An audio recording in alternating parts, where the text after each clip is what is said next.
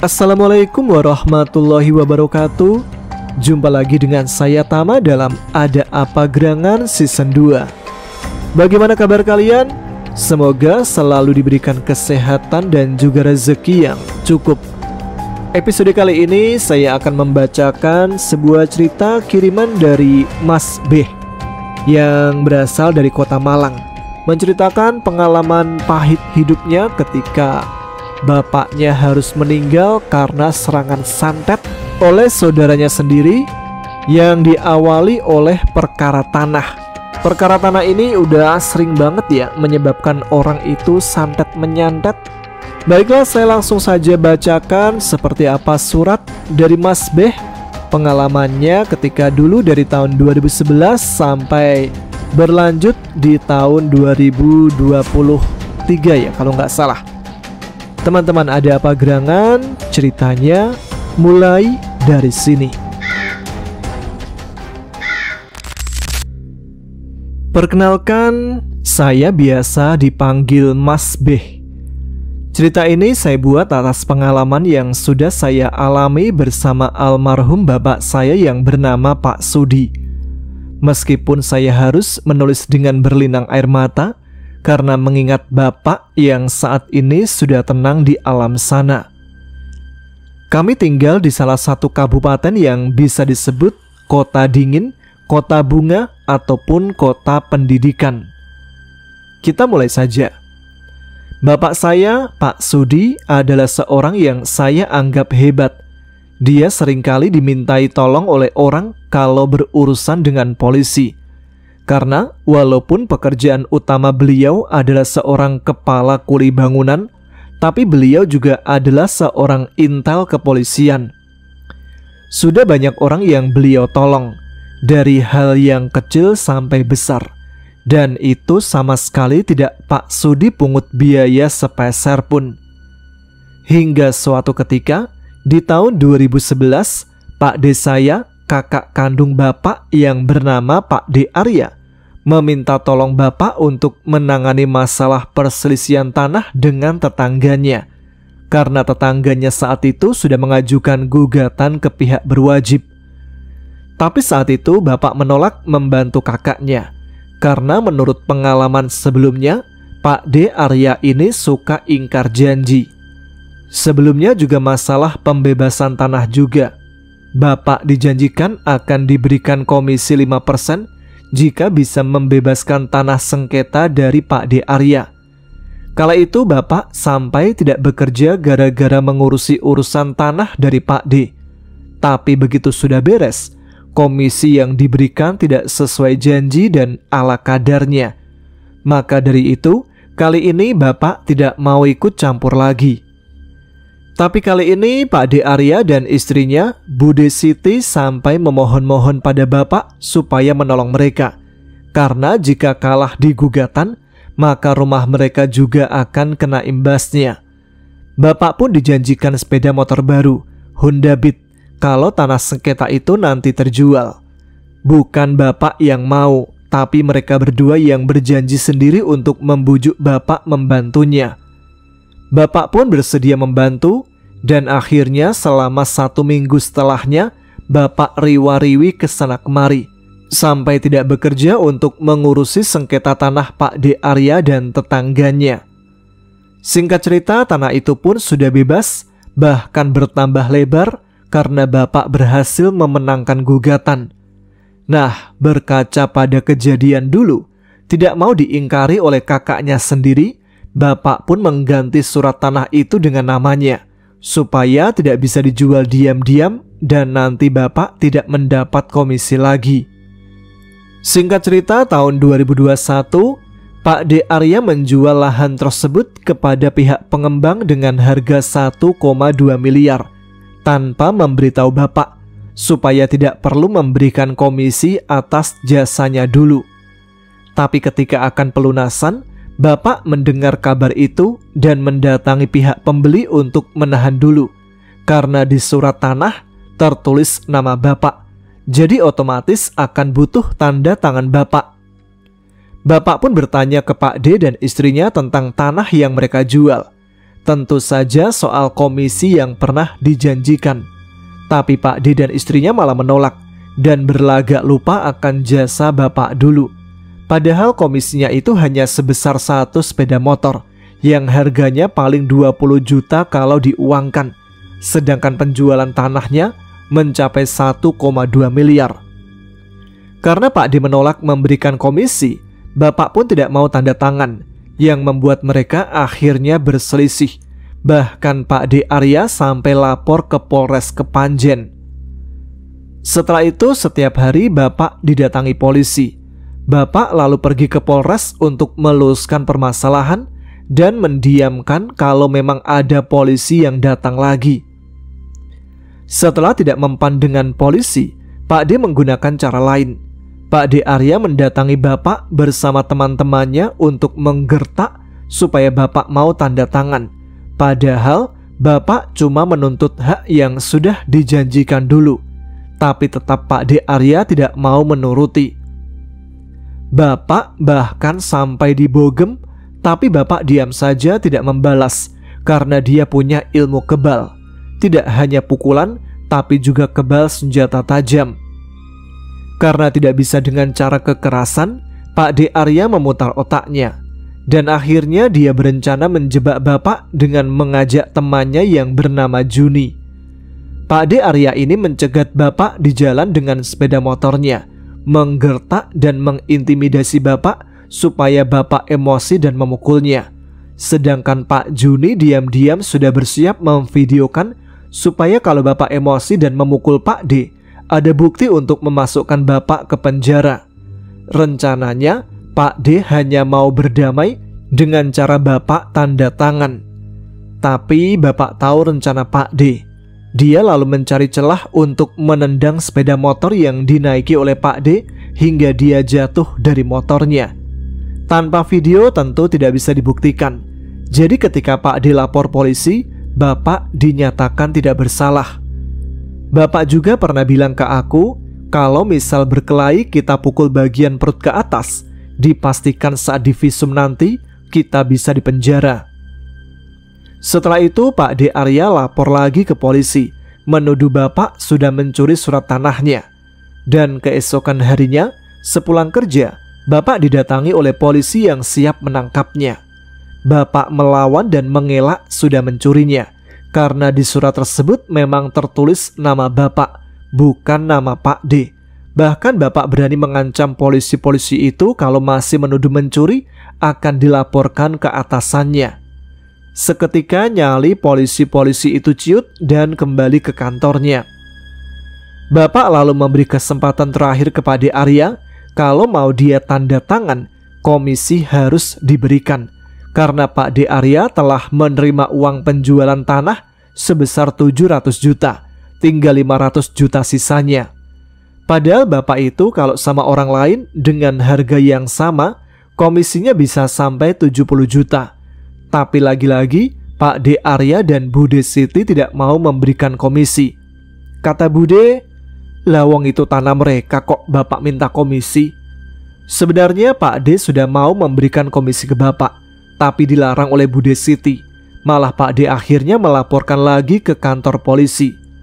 Karena sudah geram, Bapak pun balik menggugat status tanah itu ke pengadilan dan alhasil dimenangkan oleh Bapak. Dan berarti seluruh penjualan tanah sebelumnya yang 700 juta harus diserahkan pada Bapak. Tetapi Bapak hanya minta 100 juta. Itu pun untuk membayar komisi ke polisi, ke kepala desa dan orang-orang yang sudah direpotkan. Sedangkan Bapak hanya mengambil 15 juta saja. Dan sisa dari 100 juta yang sudah dipakai dibagikan ke saudara-saudara kandungnya, yang berarti juga saudara Pak D Arya. Urusan pun selesai. Bapak tanda tangan, tanah terjual, dan Pak D Arya mendapatkan 1,1 miliar. 2 minggu kemudian, aku berturut-turut selama 3 hari bermimpi yang sama. Di mimpi itu, aku sedang mengintai rumah Pak D Arya. Karena merasa aneh, aku pun bertanya ke teman gaibku. Oh iya, jadi aku itu punya 3 teman gaib. Yang pertama namanya Bejo, berwujud macan putih yang punya banyak bawahan. Yang kedua namanya Puspo Manunggal, seekor ular sebesar pohon kelapa dengan corak tulisan Jawa di tubuhnya.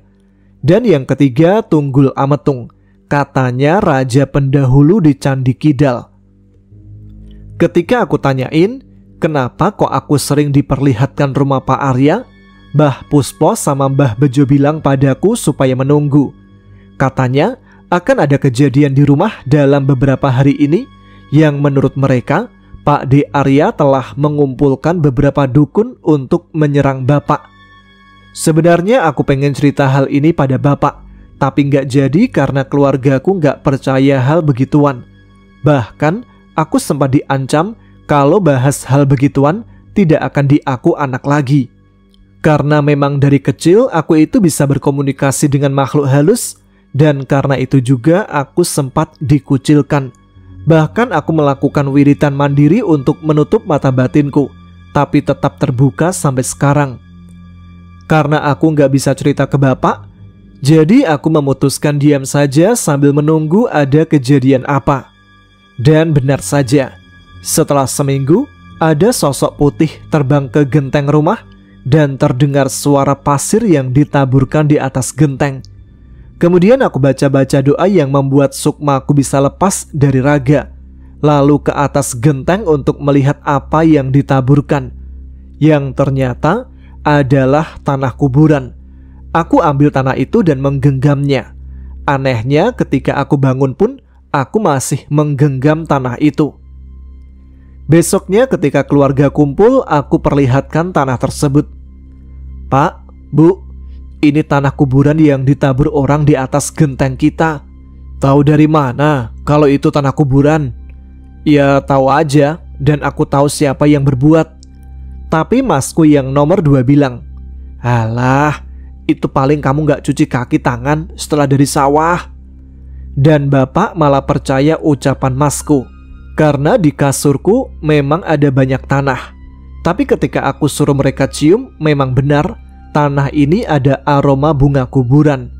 Tapi karena semua gak percaya hal gaib, aku dibilang halu dan tahayul. 1 minggu kemudian, Bapak tiba-tiba sakit dan di rumah aku sering mendengar suara dentuman dan suara orang-orang berjalan. Malah kadang suara kayak di pasar yang ramai. Bapak lalu dibawa ke rumah sakit dan dirawat di sana, didiagnosa sakit komplikasi. Sebenarnya aku nggak percaya, karena saat diperiksa sakitnya itu pindah-pindah, mulai dari sakit syaraf, sakit lambung, sakit jantung, nggak jelas lah pokoknya diagnosa dari dokter. Setelah dirawat selama 5 hari, Bapak memaksa mau pulang, bahkan infus dicopot sendiri.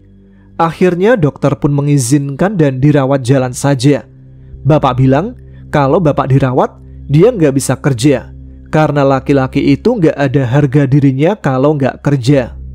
Jadi meskipun dalam kondisi lemah, Bapak tetap memaksa bekerja bangunan. Tapi 1 minggu kemudian, kondisinya melemah lagi dan dibawa lagi ke rumah sakit. Aku lalu bilang, Pak, sakitmu itu bukan sakit biasa, tapi kena santet. Wah, Bapak langsung ngamuk-ngamuk, marah-marah ke aku. Bisa jadi goblok kalau percaya begituan. Udah gak pernah sholat, malah tambah terpengaruh setan-setan sesat. Udah sana, gak usah nungguin Bapak di sini. Kalau kamu terus-terusan percaya yang begituan. Ya udah, aku udah gak pernah bahas soal santet lagi ke Bapak. Hanya bisa sabar dan berdoa saja. Selama 2 tahun Bapak sering bolak-balik ke rumah sakit. Aku pun suka ditanya oleh mas-masku, kenapa aku kok gak pernah jenguk ke rumah sakit. Aku bilang aku pernah menjenguknya dan juga sudah memberikan uang. Cuma gak bisa sering-sering, soalnya aku gak kuat karena suka dimarahin Bapak. Masku lalu bilang kalau Bapak itu butuh aku dan selalu nanyain aku. Aku disuruh maafin Bapak kalau ada kata-kata yang gak enak. Ya udah, aku mulai ke rumah sakit lagi untuk menjenguk Bapak. Di rumah sakit, Bapak itu gak boleh dikasih makanan dari luar, tapi Bapak minta nasi. Jadi diam-diam ku belikan nasi waktu gak ada susternya. Pas aku beliin, malah nasinya dibuang. Katanya aku ini anak durhaka gara-gara nggak mau nyuapin dia. Dan waktu aku tidur deketin bapak juga suka diusir. Katanya aku bau lah, aku makan tempat lah. Dan kalau ku beliin makanan, katanya makanan dari aku itu nggak enak. Padahal belinya di tempat yang sama ibu dan mas-masku beli. Aku itu sampai nangis waktu berangkat dan pulang kerja. Cuma karena pakai helm full face, jadi nggak kelihatan aja dari luar. Sakit hati rasanya diperlakukan bapak seperti itu. Ketika bapak kembali dirawat jalan di rumah, mulai terjadi hal-hal aneh. Mulai dari giginya yang tiba-tiba rontok semua, terus berat badannya turun drastis dari 90 kilo menjadi 40 kilo. Aku juga seringkali menemukan barang-barang yang tidak lazim di dalam kresek. Kayak tanah ada belatungnya, lalu ada tulisan Arabnya, dan baunya itu bau banget.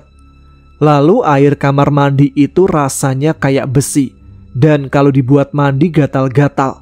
Padahal sebelumnya nggak pernah seperti itu. Terus habis maghrib, seringkali ada suara orang ketuk-ketuk pintu. Tapi pas dibuka nggak ada siapa-siapa.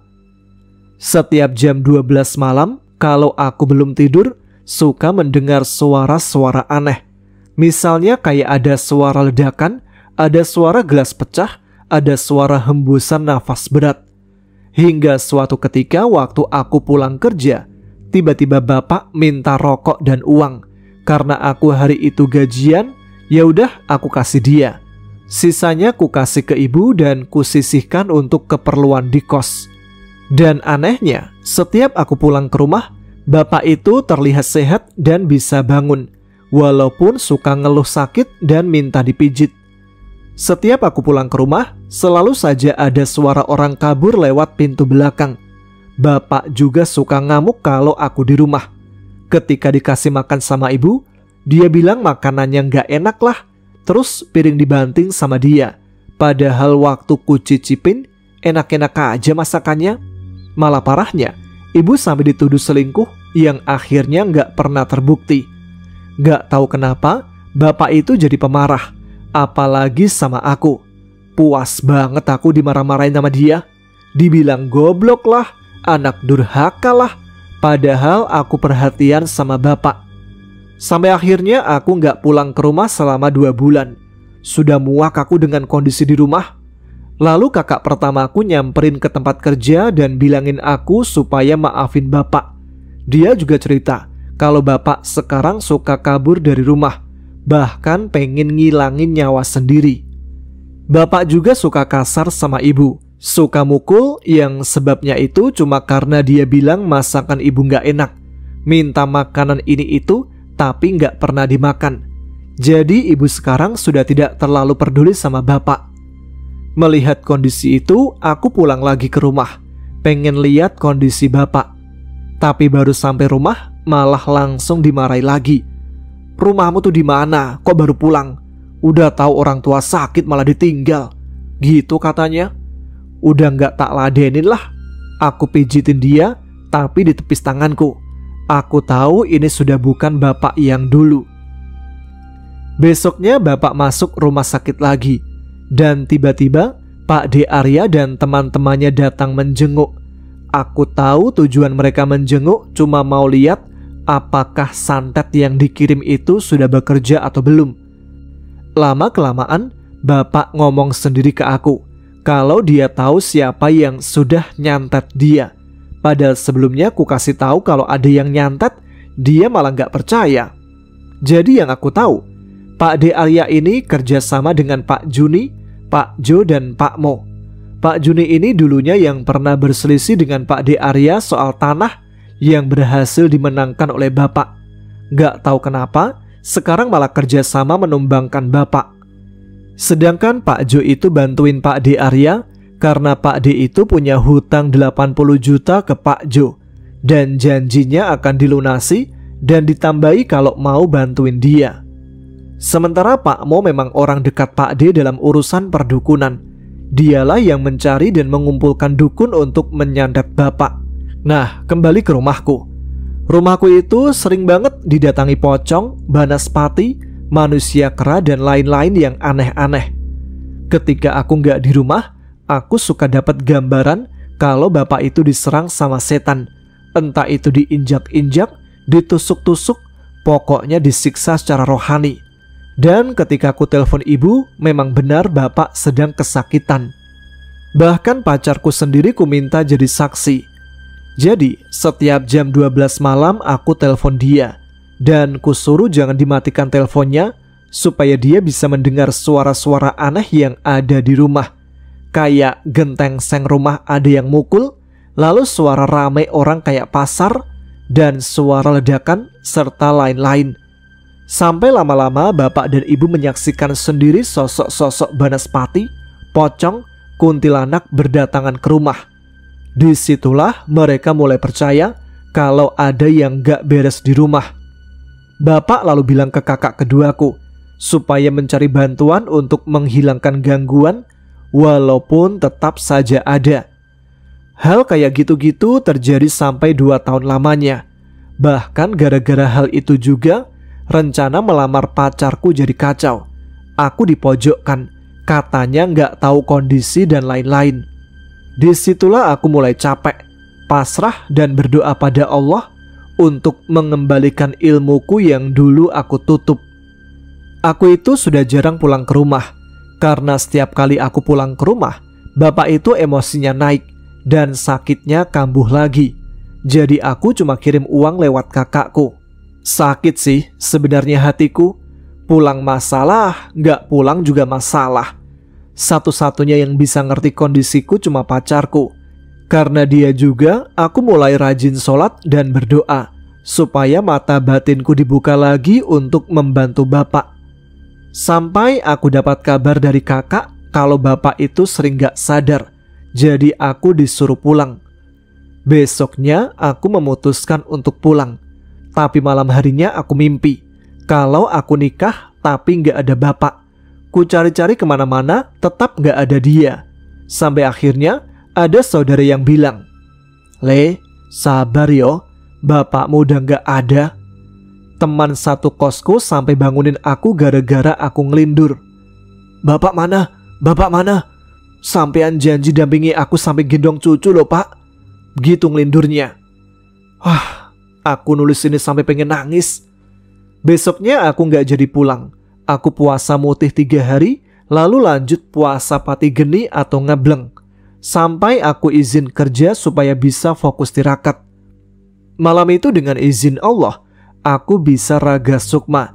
Aku kumpulkan teman-teman gaibku untuk membantu melawan penyakit bapak.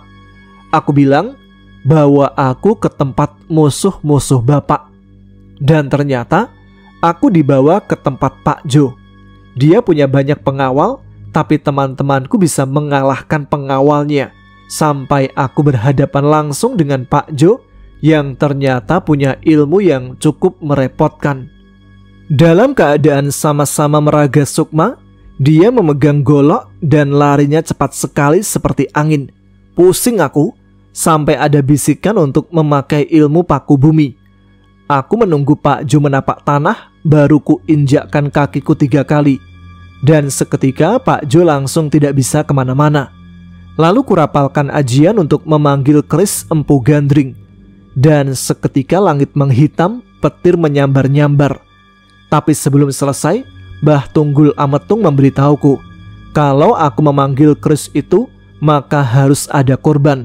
Kalau aku tidak tega membunuh lawanku, maka aku sendiri yang jadi korbannya. Aku diperlihatkan Pak Jo ini punya 1 anak laki-laki. Melihat itu, aku urungkan niatku menyerangnya. Aku sudahi perkelahianku, dan di situ dia bilang, "Lihat nanti, aku balas kekalahanku. Bakalan aku buat menderita keluargamu. Tak bunuh semua keluargamu." Yoh, tak tunggu hari itu. Dan semoga untuk pertempuran selanjutnya, kamu ingat anakmu. Setelah dari tempat Pak Jo, aku lanjut ke tempat dukun-dukun santetnya. Aku kasih pelajaran semuanya. Sampai aku bertemu dengan dukun yang paling kuat. Tempatnya dekat pantai selatan. Gubuknya sering tidak terlihat karena dipagari berlapis-lapis. Aku juga sempat kesulitan ke sana. Tapi akhirnya aku bisa menemukannya juga. Walaupun untuk menemukannya, aku harus menghadapi peliharaannya, Banaspati, genderuwo, manusia yang diperbudak, dan banyak sekali makhluk-makhluk yang tidak masuk akal lainnya, seperti orang berkepala harimau dan anjing. Setelah berhasil mengalahkan mereka semua, pondoknya pun mulai terlihat. Ketika mendekat, hawanya langsung berubah, sampai aku terdorong ke belakang karena ada pagar gaib yang dijaga oleh sosok buto ijo dan buto hitam. Aku bersusah payah mengalahkan mereka, sampai tenagaku hampir terkuras habis. Tapi ketika aku lihat di gubuknya, di sana hanya ada Sukma kembaran si dukun saja. Dan tiba-tiba dia bilang sambil tertawa, "Carilah aku ketika kamu sudah siap, Le. Kamu itu masih jauh di bawahku." Besoknya aku pulang ke rumah sekitar jam 12 siang. Kulihat bapak sudah pulih total. Bahkan seminggu aku di rumah, tidak pernah yang namanya marah sama aku. Berat badannya yang tadinya 30 kg, dalam sekejap bisa jadi 70 kilo. Aku senang banget lihat bapak sudah balik kayak dulu. Kami sempat ngobrol, bapak juga nanya, "Kata Masmu, kamu udah punya pacar, Yole? Kalau serius, bawa ke sini." Mendengar itu aku senang banget. Tapi sayangnya dalam waktu 2 bulan itu belum ada jadwal yang pas. 2 bulan kemudian, bapak itu bilang ke orang-orang kalau dia sudah sembuh. Bahkan bilang kalau bentar lagi aku mau nikah. Makin senang aku. Bahkan aku sama pacarku udah ngobrol ngalor ngidul merencanakan pernikahan. Ijabnya bulan puasa, rame-ramenya 1 bulan setelah lebaran. Aku juga sering ngobrol 4 mata dengan bapak. Dan bapak itu sering banget bilang gini, "Tolong jangan balas dendam, Yole. Aku sudah ikhlas. Dan aku juga ingin lihat kamu bahagia kalau masih nutut." Dan aku bilang, "Yo nutut lah, Pak. Kan udah aku kasih pelajaran tuh orang-orang yang nyerang." Aku juga bilang ke pacarku kalau kita sudah berhasil. Jalan kita yang dulu sulit karena ditentang keluargaku sendiri, ternyata sekarang kita dibolehin nikah. Apalagi pacarku ini yang sudah nemenin aku dari zaman banyak masalah, sampai sekarang kerjaanku enak dan keluargaku sembuh. Udah kayak happy ending banget lah. Bahkan keluargaku yang dulu menentang hubunganku, sekarang malah mendukung banget. Apalagi ibu yang suka pesen supaya aku jangan sampai melukai hati pacarku. Sampai tiba-tiba bapak bilang, "Kamu sering pulang, Yole, meskipun kerjaanmu jauh. Bapak titip semua." Di situ aku nangis. "Apakah uang THR-mu udah cair, Le?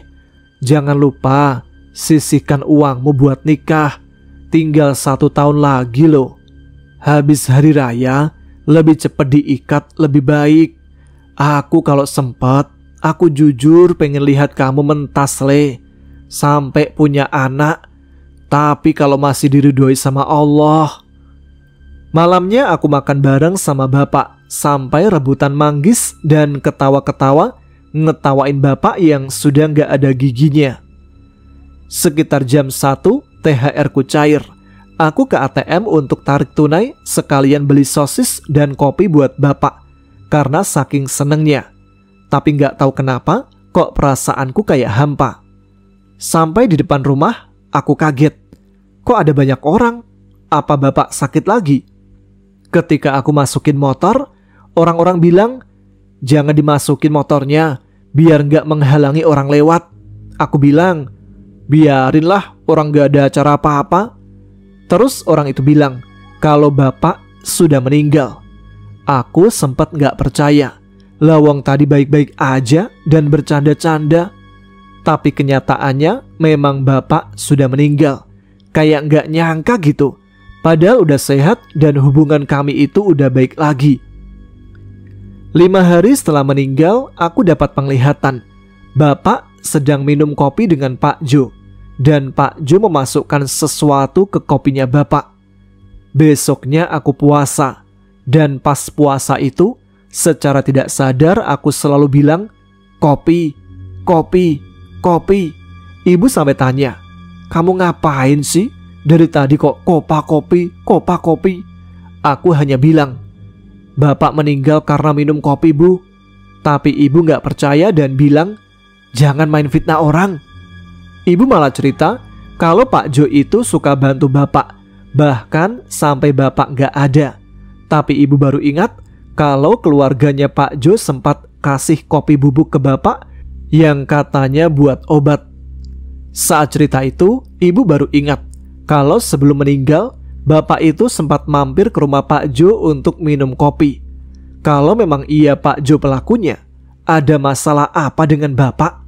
Tanya ibu, akhirnya sedikit percaya. Malam itu setelah acara 7 harian, ketika kakakku kumpul, ku ceritakan pada mereka kalau bapak itu meninggal gara-gara kopi yang diberikan oleh Pak Jo. Tapi kakakku membantahnya dan bilang, "Emang kamu tahu dari mana? Orang ilmu baru sekuku juga nggak ada. Jangan sok nerawang. Emang gurumu siapa?"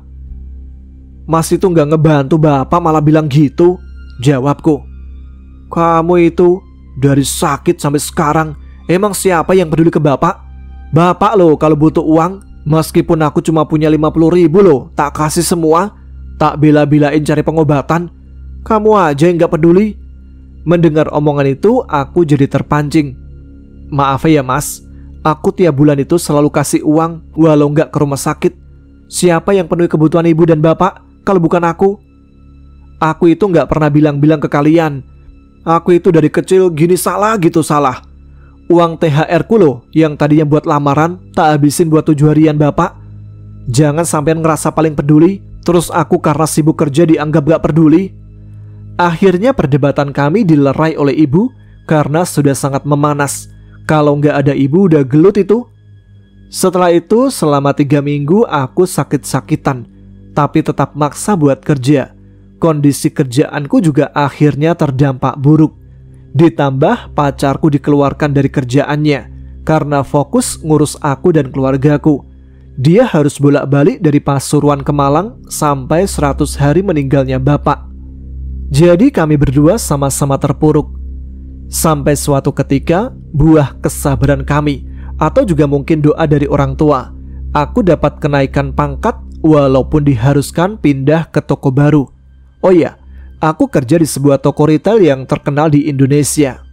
Melalui cerita ini, aku juga mau berterima kasih pada pacarku Linda yang menemani dari nol saat aku terpuruk, sampai akhirnya kami berhasil bertunangan setelah banyak drama yang terjadi. Untuk Pak Jo yang sudah menyantet bapak, dia punya kewajiban mencari tumbal lagi setelah 100 hari kematian bapak. Dan memang ada korban satu lagi yang keadaannya sama persis seperti bapak. Tapi sebelum meninggal, aku berhasil menolongnya. Alhasil sekarang aku jadi tahu semua tentang metode yang dipakai untuk menyantet adalah melalui makanan dan minuman. Tapi beda dengan racun. Kalau racun bakal terdeteksi secara medis, tapi kalau ini tidak akan terdeteksi secara medis. Tapi bila orang yang disantet tidak meninggal, maka santet itu akan kembali pada keluarga si pengirim. Dan memang benar, 2 bulan kemudian ibu dari Pak Jo meninggal dalam kondisi yang tidak lazim. Matanya melotot dan mulutnya menganga. Bahkan harus ditali mulutnya saat dikuburkan. Matanya pun tidak bisa ditutup dan tetap melotot. Itulah sepenggal pengalamanku yang mengawali kisah mistis dalam hidupku. Setelah ini ada lebih banyak lagi, baik di gunung maupun menolong orang yang kena gangguan santet. Alhamdulillah, aku bisa menjaga amanah dari bapak. Kalau aku memang diberikan kemampuan, aku harus menjaga keluarga dan menolong orang-orang yang membutuhkan. Terima kasih Mas Tama sudah menanti ceritaku yang baru kelar setelah 1 tahun lebih. Karena ini menyangkut banyak nama dari keluargaku. Jadi ya agak gimana gitu ceritanya. Jadi perlu disamarkan juga namanya ya. Selanjutnya nantikan juga cerita-cerita dariku yang lainnya. Aku Mas Beh, salam kenal. Wassalamualaikum warahmatullahi wabarakatuh. Itulah dia teman-teman, Ada Apa Gerangan, sebuah kiriman cerita dari Mas Beh yang menceritakan kisah hidupnya dulu ketika bapaknya terkena santet. Lagi-lagi tentang santet yang dianggap tidak ada ya. Terima kasih untuk Mas Beh yang sudah menuliskan dan berbagi ceritanya untuk teman-teman Ada Apa Gerangan. Kita doakan almarhum Bapak Sudi, bapak dari Mas Beh, diampuni segala dosa-dosanya dan diberikan tempat yang baik di sisinya. Amin, amin ya robbal alamin. Dan sampai di sini dulu episode kali ini. Kita jumpa lagi di episode selanjutnya dengan cerita lain yang tidak kalah seru yang sudah dikirimkan oleh teman-teman Ada Apa Gerangan melalui email kami. Sekarang saya Tama harus pamit. Tetap semangat, jaga kesehatan. Wassalamualaikum warahmatullahi wabarakatuh.